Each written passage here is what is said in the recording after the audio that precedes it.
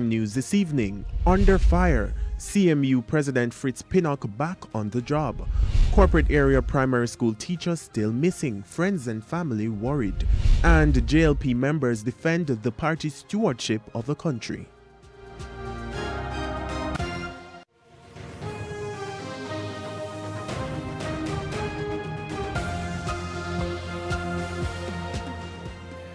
Good evening and welcome to Primetime News, both on air and online at onespotmedia.com.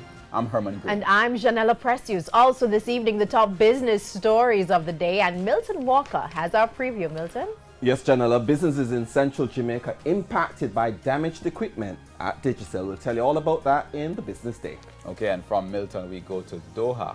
Jordan, what's happening in sports? Well, actually, we'll stay right here, but we'll tell you about what's happening in Doha at the World Championships. It's one more medal for Jamaica, and again it's in the field, and again it's historic.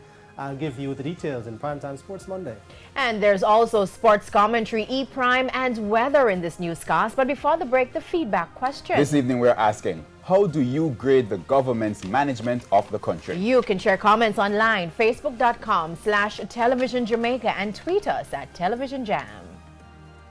Please stay with us. Primetime News returns after this break.